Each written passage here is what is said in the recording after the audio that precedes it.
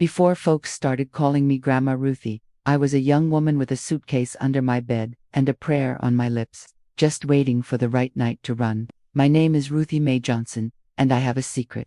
My family whispers about it like it's a fever. They say I left them, that I abandoned them. They say 1,000 things to make the silence make sense. But the real reason I disappeared for 15 years is a story of love tangled with danger, of choices made in the dark so the light could reach someone else.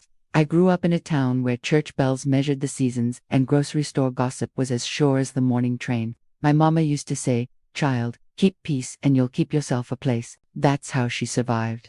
I learned early how to be quiet, how to make myself small so the men around me wouldn't find purchase on my pride. At 20, I married Thomas Tommy to the folks who thought they knew him. On paper, he was a good man. He sang tenor in the church choir and had a laugh that made the neighbors clap. But paper is flat. It doesn't tell you about the nights when a man keeps his voice on a leash of threat and the whole room learns to walk on eggshells. It doesn't tell you about the first time a hand that promised protection instead promised pain. The first bruise, he said, was a mistake. I forgave him because I knew how my mama forgave my daddy, and because I loved him in a way that confused safety with belonging. Our daughter Lila came like a small morning. She had my mouth and his eyes. I thought she was the reason I stayed, but the ache under the floorboards never left.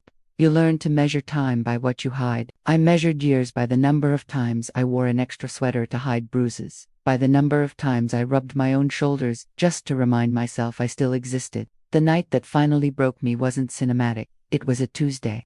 Tom came home, we ate dinner, then he took a phone call, and when he came back, his eyes had that shape I recognized, like a door had opened to a wild place inside him.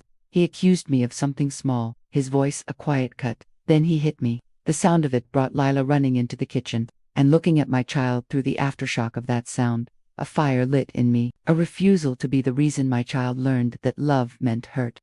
Sometimes leaving isn't one bold leap, but a series of small steps. I started packing that night.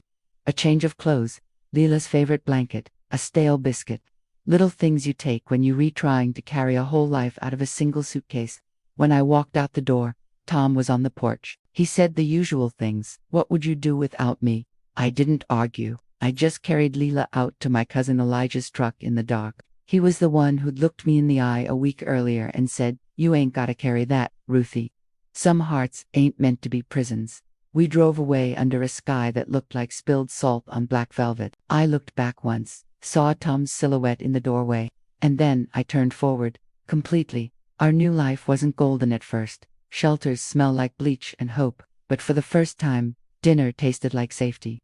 I learned to balance a bank account, to set the thermostat without asking, to make a grocery list that wasn't dotted with fear. I learned to look at myself and Lila and not flinch from what we could become. But there was another reason I ran, a secret within the secret. The night I left, Tom's brother had come by. He was not a good man. He owed dangerous people money, and I knew our family would be expected to pay that debt. An anonymous call confirmed it. "You might be safer if you leave town for a long time." So we moved again and again. I changed our names. I learned to live like a ghost, because sometimes disappearing is an act of protection. The cost of that safety was loneliness. I missed my old porch, my mother's voice, the simple comfort of being known. 15 years later, the phone rang. It was Lila, my grown girl. "Mama," she said, "there's someone here asking questions about our family." The secret that had kept us alive was trembling on the edge of being exposed. It was time to tell her everything. About the abuse, the threats, the men with grudges who had long memories. When I finished, she just took my hand and said, "Mama, you saved us." Coming back home after 15 years was like walking into an old photograph. People stared. Some offered a quiet pardon, others a silent accusation. But I realized that leaving for safety and returning for justice aren't opposites. They're chapters in the same book. With the help of lawyers and a community that decided to be our shield, we got a restraining order. We went public with our story, not for pity, but for protection. Speaking the truth changed everything. Other women stood up and shared their own stories. The town that once whispered about my disappearance now used my name to teach their children about bravery. People ask if I regret those 15 years. I mourn what was lost, but I don't regret the choice that kept my child alive. I learned that my leaving wasn't abandonment. It was the most radical act of love I knew how to perform. And the greatest truth I can hand down is this: love is not a chain, it is a shelter. You owe your child safety. You owe yourself the right to be whole. My name is Ruthie Mae Johnson.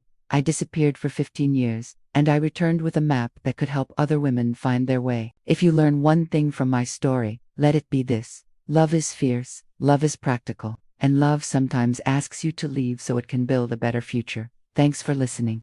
Don't forget to subscribe for more stories.